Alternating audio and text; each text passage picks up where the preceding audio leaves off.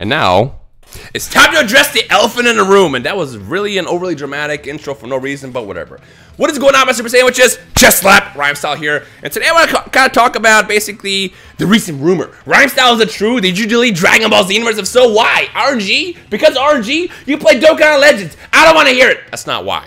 I kind of want to just kind of address the game and do like, you know, I feel like I do like a State of the Union for Dragon Ball Xenoverse once every like couple months.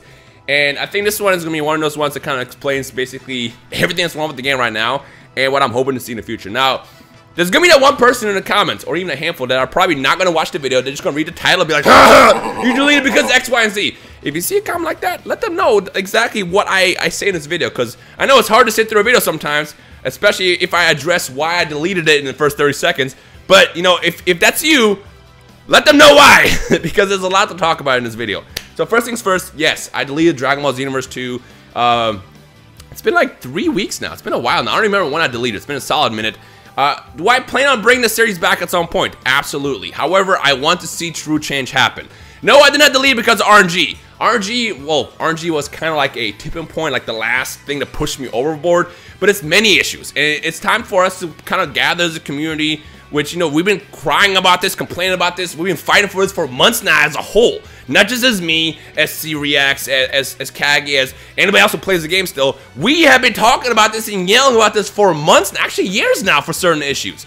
And nothing's being done. See, the thing is you have to like look about everything that's been going on with the game. What ultimately did lead me to kind of, like I said, push me overboard was DLC 8. DLC 8, they introduced all this new content, you know, for like $8 or whatever. And I remember I spent literally like 8 hours trying to get one Super Soul that was locked behind that $8 purchase that I never got.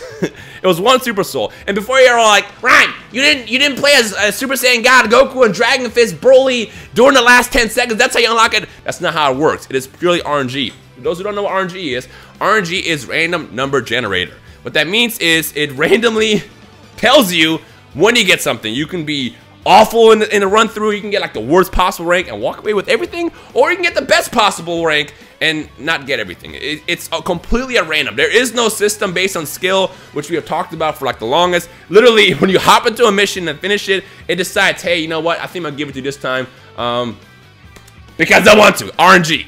The other thing that's wrong with the game right now is just there's a lot of where to start. Modders! Modders is something that needs to be stopped. To those who are not on PlayStation 4, which I know majority of you guys are, modders have figured out how to mod on a PS4, which is both a good and bad thing. It's good because you can actually do stuff like get crazy hairstyles that are not in the game, which I think is kind of cool. It's bad though because the same people also come into PvP, casual matches, rank matches with boss moves equipped that literally kill you. They also have like fully maxed out stats. They have like 125 and everything. They punch you in your nuts once, you're dead. Now, what did Bandai do about this? Well, they said they were going to address it, and to be, you know, kind of like in the middle here, they did send all the feedback to Japan to get it fixed. However, nothing happened. Nothing came out of it. So I'm thinking, well, maybe Dims is just going to figure out when they release DLC 8, like maybe outline a code that's like, hey, if a player has this equipped and they're in a PvP match that's not a crystal raid, ban them. Guess what? Nothing. It's not there. Now, also to be kind of fair, modders are not everywhere. When you hop into a match, you're not going to have like a high chance to run into a modder. You might run into one here and there for the most part, but like it's not like a common thing. I mean, so far, I ran into fairly a decent amount who are just in Kanton City who have, like, you know, all the boss moves equipped. Actually, when DLC 8 came out, you could tell someone was a modder because they had, I think it was the Kefla wig with the Goku outfit, the green jacket from the Broly movie. That was not released yet. The only way you could have that is if you modded it. And also, if you check the profile, you'll see that they have all +5 QQ bangs, and like I said, they have all the boss moves equipped. So if you find players like that, they're modders. Now, if you play with that offline, whatever. You know, the way you choose to play offline is on you. If you want to cheat, go for it. However, if you go into online, into PvP or ranked, and you're using those moves, you're just shit. You're a shitbag. That's it. You're just a shitbag. You are bad at the game. I'm sorry. No, I'm not. You are bad at the game, and you're basically, I don't know, because you're bad at the game, you're ruining for everybody else. But also at the same time, I gotta kind of maybe see from your perspective. Maybe people are like, well, the game is so unbalanced anyways. Screw balance. I'm gonna use these moves. Whatever. The point is there's a lot of issues that go into PvP itself as far as balance, number one, and number two, dealing with modders. I mean, again, I expected when DLC 8 came out that they were going to have some kind of line of code added that's literally just like, hey, again, if you have these moves equipped and you're not in Crystal Raid mode and you can use them, you get banned. It's a simple code. It can be literally done probably in like a day or so, and here we are. Now, initially, like I said, Bandai did mention that if they get reports, they would just start banning people left and right. But as far as I know, nothing happened. And this is not on Bandai. I believe this is on the DIM side. We even had some people who spent hours and hours trying to like compile a list of evidence, screenshots, videos, sent that to Bandai, nothing happened. So I feel like because of that, a lot of modders are like, you know what? If they're not going to do anything, I'm just going to keep modding. So because of that, I feel like more modders showed up than everything. But again, it's not like a rampant issue. It just, you see it here and there. The point of it is for a game that sold 10 million copies, it's like, come on, have some respect for the fan base. Like, just work on it. And speaking of working on it, what happened to the netcode changes? Netcode was literally addressed on video. And I remember when I initially said it, I was like, I want to believe, I want to believe, I want to believe, but I always get hurt when I believe. And I'm like, you know what? I'm going to believe this time. So, because they never addressed it on camera before. So netcode got addressed, and nothing changed.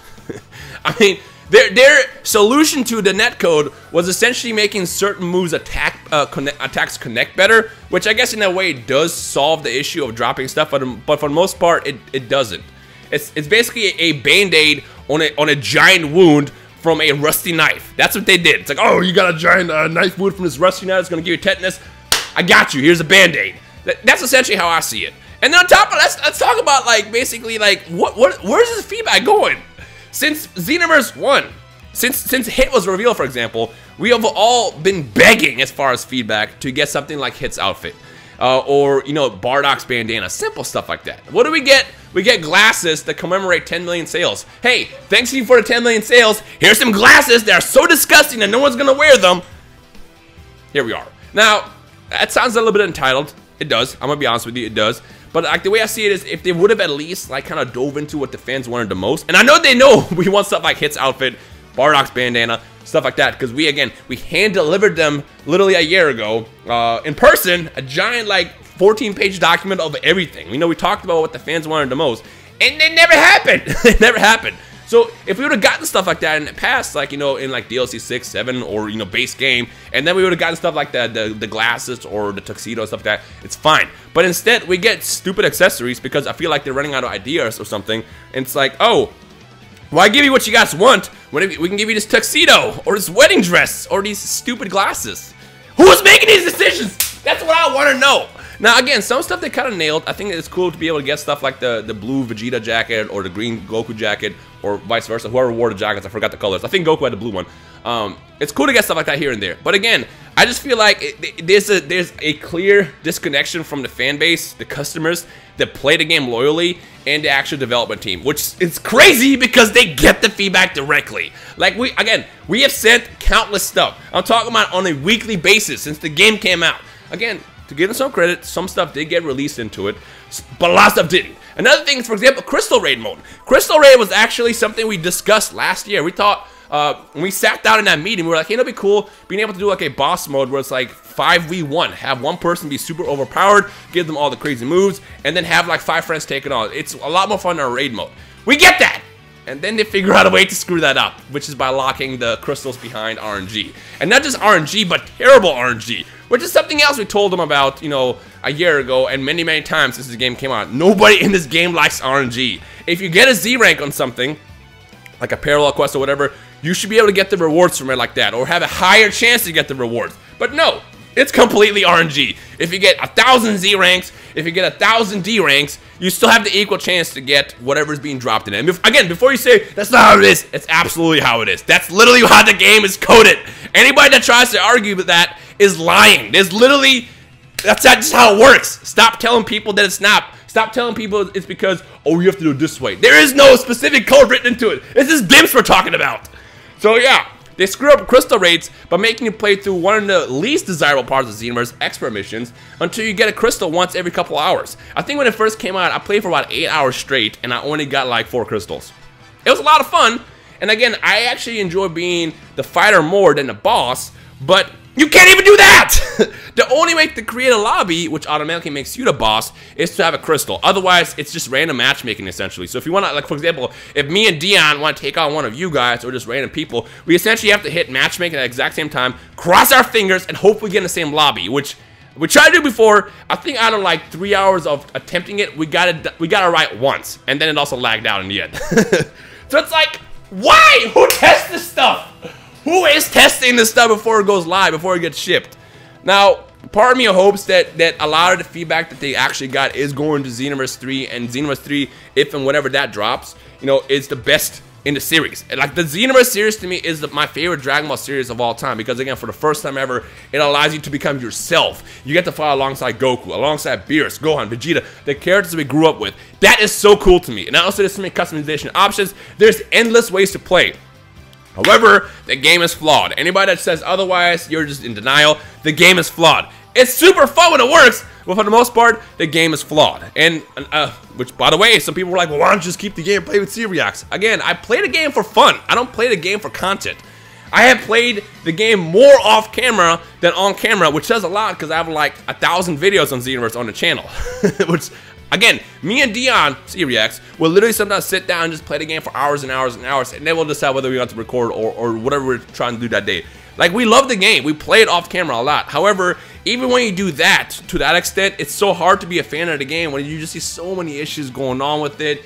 And, like, it's just, I don't like the direction it's going in. They're completely, I guess, trying to draft the game as much as possible before maybe even moving on to the next game. And I hope we move on to the next game. But the fact that, like, we're this many extra releases in with nothing is like, it's kind of alarming. Now again, I've always been personally a big fan of DLC, because again, it does extend the life of a game. It is cool to kind of get content, and for the most part, a lot of the DLC that they released was pretty cool, and is also pretty fairly priced. But at the same time, it's like, if this is the reason why Xenoverse 3 isn't being made, if it's not being worked on, then it's time to stop. It's time to stop and work on the next game. We can chill playing Xenoverse 2, Legends, Dokkan, Burst Limit, Fighters, Tenkaichi, Budokai, whatever, until the next Xenoverse game. Just for the love of God, give us the next Xenoverse game, and please work on the issues. If you fix the issues, I guarantee you the Xenoverse series will be the greatest Dragon Ball series of all time. Imagine the perfect Xenoverse game with perfect netcode, with basically all the customization options we ever wanted. No more stupid wigs, and instead give us actual hairstyles.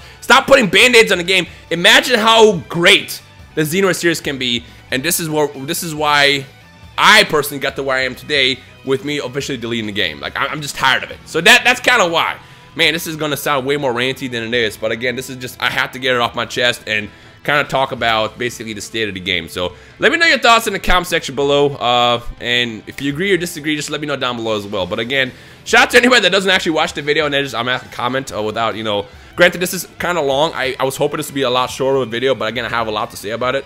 But again, if you see anybody that clearly didn't watch it, please let them know what I talked about, and hopefully we can potentially start taking strides towards improvement and stuff like that. Again, if I see photo mode come out in the next couple weeks and I see more patch notes, such as, you know, addressing like the RNG or balance, banning modders, then I'm back the next day. I'm gonna literally download the game that same day. But if not, it's just gonna stay in my recycle bin. Well, it's already been trashed, so it's not there anymore. It's an empty recycle bin. It's gonna stay in the Shadow Realm until they improve the game. So yeah, call it a protest. I don't care what you want to call it. This is just me talking about the game as a fan, and what do you guys think? So yeah, wow, that was a lot to say. I'm pretty sure I missed a couple things here and there, but it is what it is. It's gonna be interesting to see what the comments say. So let me know your thoughts down below. Thank you for watching. My name is Rhymestyle. Thumbs up, thumbs down, whatever. I'll see you guys next time. Peace.